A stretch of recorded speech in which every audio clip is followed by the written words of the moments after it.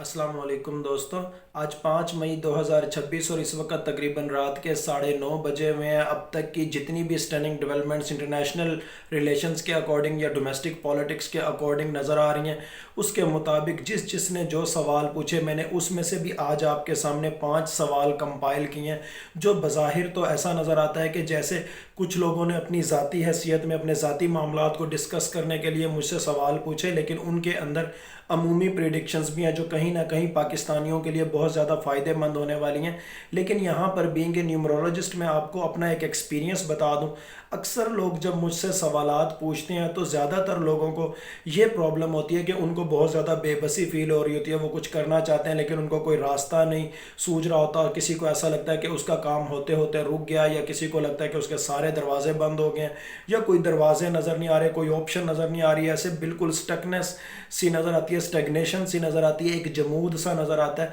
तो ऐसी सूरत हाल के अंदर अक्सर लोग जब मुझसे कांटेक्ट करते हैं तो उनके जहन में बाज़ औक़ात तो यही होता है कि शायद मैं यही कहूँगा कि बस साड़ सत्ती है, या बंदिश है, या काला जादू है, या नज़र है, या दिस एंड दैट। लेकिन 99% इस तरह के इवेंट्स नहीं होते, इस तरह के मामलात नहीं होते, बल्कि साइकोलॉजिकल मैटर्स होते हैं। और इसी ज़मन में हमारे टीचर कुम में जब हमें पढ़ाया करते थे तो वो अक्सर बताया करते थे कि उनके पास भी जब क्लाइंट्स आते थे या पेशेंट्स आते थे और वो स्पिरिचुअली इस तरह की बातें डिस्कस किया करते थे कि कोई स्पिरिचुअल रेमेडी मिल जाए, तो हमारे टीचर हमें भी बतलाते थे और अपने क्लाइंट्स को भी बतलाते थे कि कुरान पाक की एक आयत है जिसको पढ़ने से, उसके तर्जमे पे गौर करने से और उस दौरान में आसमान की तरफ मुंह करके देखने से हमारे मामलात, हमारी स्टकनेस, हमारी जो रास्ता ना नज़र आने वाली कैफियत है वो बिल्कुल वाइप आउट हो जाती है। और वो कुरान पाक की जो सूरह वाक़या है उससे जो अगली सूरत है सूरह हुदैद, उसकी यह 6ठी आयत है। और इसका मफहूम यह है कि वही तो है जो दिन को रात में तब्दील करता है और रात को दिन में तब्दील करता है, और वही तो है जो जानता है जो कुछ हमारे सीनों में है, यानी जो कुछ हमारे प्रॉब्लम्स हैं, जो कुछ हमारे हकीकी मसाइल हैं, उनका अल्लाह ताला को वाज़ेह तौर पर पता है। और वो दिन को अगर रात में तब्दील कर सकते हैं या रात को अगर दिन में तब्दील कर सकते हैं तो हमारे हालात भी अल्लाह ताला ही बदलेंगे। और ये दिल के ऊपर हाथ रख के आसमान की तरफ मुंह करके इस आयत को जितना दिल करे इसको पढ़ें और अपने प्रॉब्लम्स, अपनी स्टकनेस, अपने जो रास्ते ना नज़र आने वाली कैफियत है या जो काम रुक जाने वाली कैफियत है, अल्लाह ताला को दिल ही दिल में बस ये पढ़ते हुए अल्लाह ताला को सुनाएं और अल्लाह ताला से फिर रहमत की उम्मीद रखें। अल्लाह ताला रास्ते भी खोलते हैं और अल्लाह ताला दिल में इत्मीनान भी पैदा करते हैं और अपनी रहमतें भी नाजिल करते हैं। सूरह हुदैद की 6ठी आयत। अब अगर सवालात की तरफ आऊँ तो पहला सवाल निसार जतोई का है, मलीर के अंदर, यानी कि कराची का एरिया मलीर, वहाँ पर इनका कंस्ट्रक्शन का काम है। और इन्होंने अल्बानिया और क्रोशिया के हवाले से पूछा कि वहाँ पर इस वक्त कंस्ट्रक्शन के हवाले से लेबर की बहुत ज़्यादा ज़रूरत है, तो क्या मैं वहाँ पर अल्बानिया में या क्रोशिया में या दोनों ममालिक में कंस्ट्रक्शन की अपनी कोई कंपनी बना सकता हूँ, और पाकिस्तान से क्या वहाँ पर मज़दूरों को या मिस्त्रियों को वहाँ पर ले जाकर मुझे फ़ायदा हो सकता है, या इन दोनों में से किसी भी मुल्क में। प्लस इन्होंने ये कहा कि इन्होंने सऊदीया के शहर मदीना में भी कंस्ट्रक्शन की कंपनी बनाई है, उसका क्या मुस्तकबिल है। और सिंध के अंदर भी इनका जो कंस्ट्रक्शन का कारोबार है वो खैरपुर में भी है, मलीर में भी है और बदीन में भी है। इस हवाले से भी शायद इन्होंने पूछा है। मैं यहाँ पर आपको एक प्रिडिक्शन जो बारहा मैं आपके सामने पहले भी कर चुका हूँ, ज़ोरोआस्ट्रियन न्यूमरोलॉजी को यूटिलाइज़ करके या टाइम एंड स्पेस थ्योरी के अकॉर्डिंग यूटिलाइज़ करके पिछले 1-1.5 साल से मैं मुसलसल कर रहा हूँ कि पूरे का पूरा मशरकी यूरोप जो प्रो रशिया होगा वो पाकिस्तानियों के लिए बहुत ज़्यादा बेनिफिशियल होने वाला है। पूरा सेंट्रल एशिया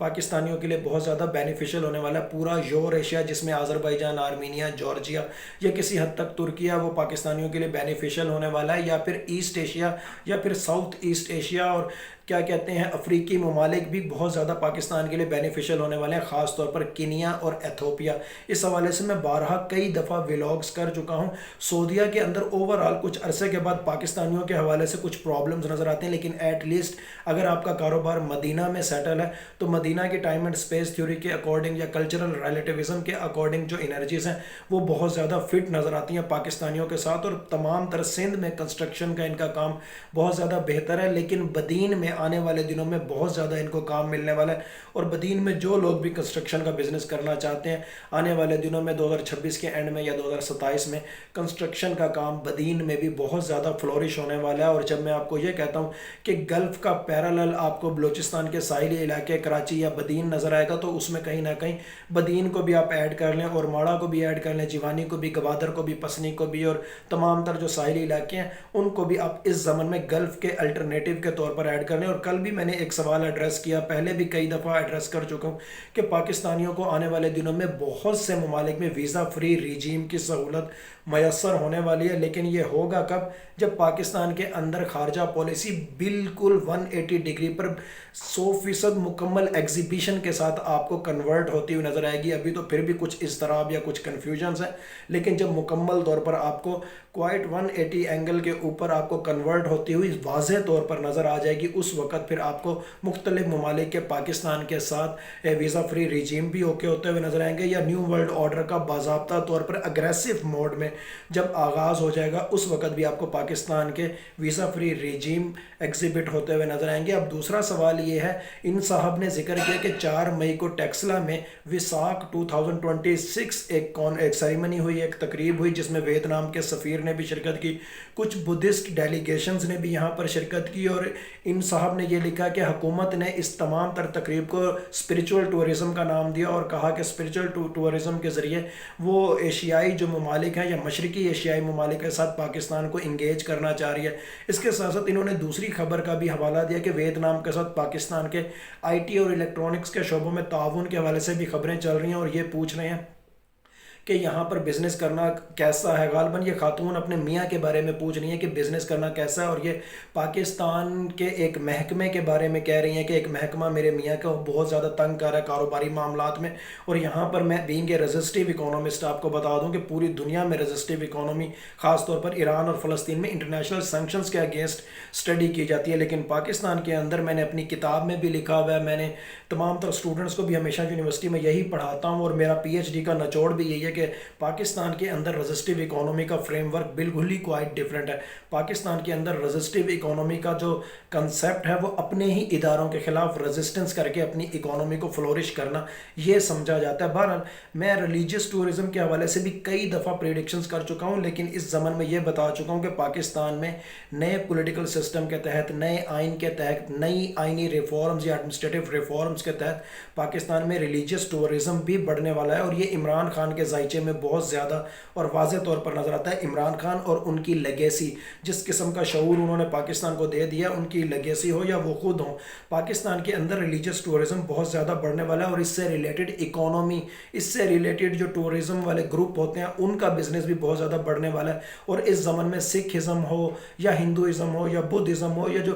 مسلم شرائن سے ریلیٹڈ جو ٹورزم ہے وہ بھی بہت زیادہ بڑھنے والا ہے۔ پلس ویتنام کے حوالے سے انہوں نے پوچھا، ویتنام کے ساتھ بھی پاکستان کی انگیجمنٹ بہت زیادہ بڑھنے والی ہے، اور جن کی تاریخ پیدائش کے اندر 6 کا نمبر آتا ہے ظاہری طور پر، یا ڈرائیور کی صورت میں یا کنڈکٹر کی صورت میں یا اینجل نمبر کی صورت میں، یا جن کے نام کا عدد 6 ہے، وہ تمام تر لوگ ویتنام سیٹل ہو سکتے ہیں، ویتنام ان کے لیے بینیفیشل ہو سکتا ہے، اور پیرالل ساؤتھ کوریا بھی ان کے لیے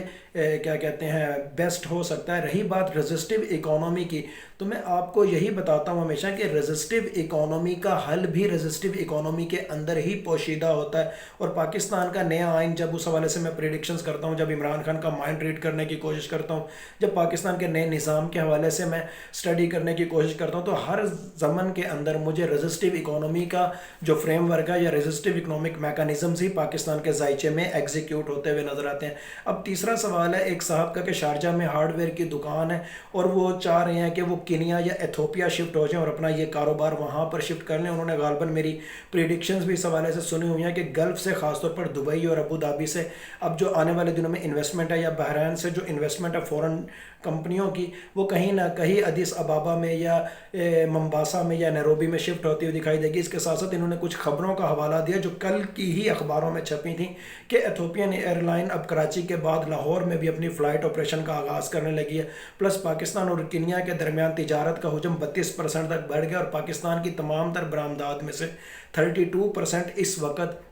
کینیا کی جانب ہے، اور یہ تو وہی عمران خان کی پالیسی ہے جو انہوں نے انگیج افریقہ پالیسی اناؤنس کی تھی شاہ محمود قریشی جب وزیر خارجہ تھے۔ اور ساتھ میں یہ صاحب اپنی رائے کا اظہار کر رہے ہیں کہ اگر عمران خان والی خارجہ پالیسی کا اظہار ہو رہا ہے تو اس کا مطلب ہے کہ خان صاحب آئے کہ آئے، اور یہی بات میں اپنے ولاگز میں پچھلے سال اکتوبر سے مسلسل کر چکا ہوں کہ موجودہ خارجہ پالیسی بالکل عمران خان والی ہے۔ کہیں نہ کہیں اس خارجہ پالیسی کے اندر ان کی الیکس لیک بھی نظر آتی ہے، کہیں نہ کہیں تھاٹ انسٹالیشن پروسیس بھی نظر آتا ہے، کہیں نہ نہ کہیں ایسا بھی نظر آتا ہے کہ جو لوگ عمران خان کے ساتھ پیغام رسانی کا کام کر رہے ہیں یا ادھر کی بات ادھر ادھر کی بات ادھر، وہ بھی بہت حیران ہوتے ہیں کہ عمران خان کو حالات کا تدارک کیسے ہے، جبکہ ان کے اخبار یا ان کا میڈیا تک رسائی ان کی بند ہے، اور وہ اتنے اپ ٹو ڈیٹ کیسے ہیں۔ پھر سلمان صفدر کے ساتھ جب عمران خان کی ملاقات ہوئی، عمران خان نے لیاقت باغ کا جلسہ کینسل کیا، اس سے پہلے بھی عمران خان نے ایک فقرہ بولا کہ Pakistan is playing a vital role. اس فقرے کے اندر بھی بہت کچھ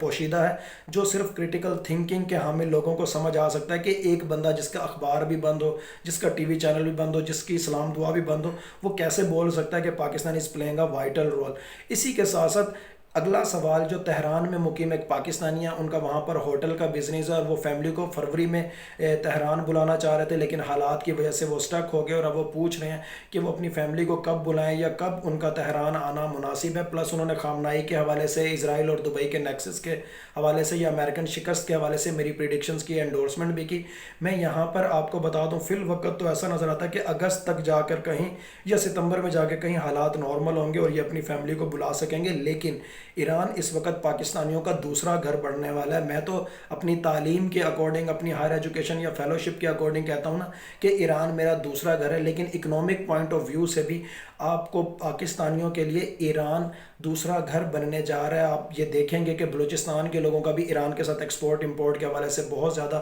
تعلق ہوگا۔ پنجاب کے اندر سرائکی بیلٹ، ہند کو بیلٹ، یا پھر گلگت بلتستان، یا پھر خیبر پختونخوا، یا پھر آزاد کشمیر، یہ سارے کا سارا پاکستان آپ کو آنے والے دنوں میں ایران کو ایکسپورٹ امپورٹ کے حوالے سے اپنا دوسرا گھر سمجھتا ہوا دکھائی دے گا۔ اس کے ساتھ ساتھ پاکستان، افغانستان اور ایران کے ٹرائی بارڈر لینڈ پر جب جوائنٹ ایڈمنسٹریٹو مارکیٹ بننی ہے، جو کہ عمران خان کے ذائچے میں واضح طور پر نظر آتی ہے، تب بھی ان دونوں ممالک کی یا تینوں ممالک کی اکانومی آپ کو ایک ہوتی ہوئی دکھائی دے گی۔ پھر اس سے اگلا سوال نارووال سے ایک پروفیسر ہیں، انہوں نے پوچھا کہ دوسرا آپریشن بنیاد المرصوص کب ہوگا، اور ان کے اسٹوڈنٹس نے ان کو بتایا کہ انڈیا نے بارڈر پر سرخ جھنڈے بھی لہرا دیے، جس کی وجہ سے ان کے اسٹوڈنٹس میں اور ان کے اندر بھی اضطراب پایا جا رہا ہے، اور وہ پوچھنا چاہ رہی ہیں کہ اگر خدا نخواستہ پاکستان اور انڈیا کی جنگ ہوتی ہے تو نقصان کہاں کہاں ہو سکتا ہے، لیکن ساتھ میں وہ ایک پاکستانی کی حیثیت سے، ایک سچے پاکستانی کی حیثیت سے ایک امید بھی جتلا رہی ہیں کہ ہم بنیان المرصوص ہیں اور ہم بنیان المرصوص رہیں گے، یعنی سیسا پلائی ہوئی دیوار ہیں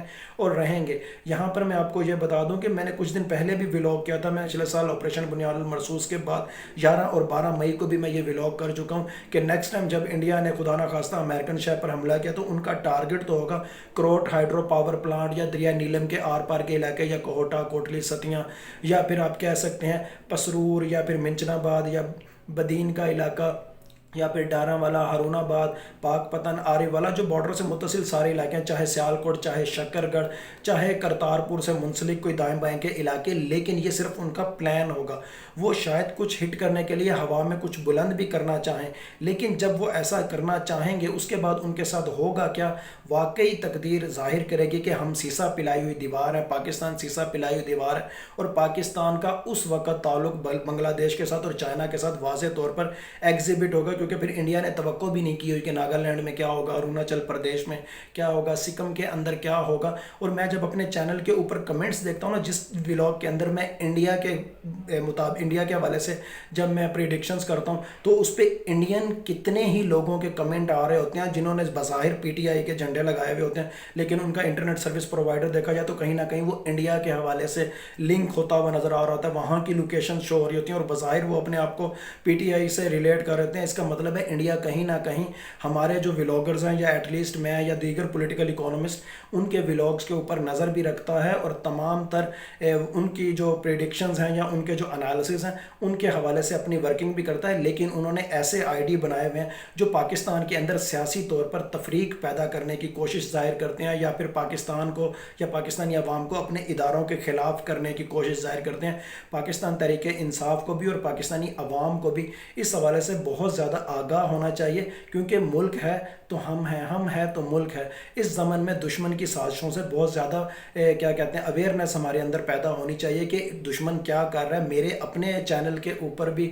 بہت زیادہ انڈیا سے تعلق رکھنے والے جو انٹرنیٹ سروس پرووائڈر ہیں وہاں سے لوگ کمنٹ کر رہے ہوتے ہیں، اور میں نے مظہر برلاس صاحب کے ساتھ بھی پچھلے کچھ دنوں میں جو ولاگز کیے، یا میں نے حمزہ ملک کے ساتھ بھی کچھ ولاگ کیے، ان کے اندر بھی انڈیا کی جانب سے کچھ کمنٹس کیے گئے، لیکن انہوں نے اپنے آئی ڈی جو بنائے ہوئے تھے یا جو پروفائل پکچرز لگائی تھیں وہ عمران خان کی یا پی ٹی آئی کی، لیکن لیکن ایک عام آدمی بھی جو ذرا سی کمپیوٹر سے نو ہاؤ رکھتا ہے وہ انٹرنیٹ سروس پرووائڈر کو جانچ لیتا ہے کہ یہ کہاں سے آپریٹ ہو رہا ہے یا کس جگہ سے آپریٹ ہو رہا ہے۔ اس کا مطلب یہ کہ انڈینز پاکستانیوں کے انالیسس کے اوپر بھی توجہ رکھ رہے ہیں، لیکن بہرحال انڈین آسٹرولوجرز کچھ بھی کہیں، انڈین انالسٹ جو بھی کہیں، انڈیا نے جب بھی کوئی الٹی سیدھی حرکت کرنے کی کوشش کی، پاکستان واقعی ظاہر کرے گا اور پاکستانی عوام بھی ظاہر کریں گے کہ ہم بنیان المرصوص تھے،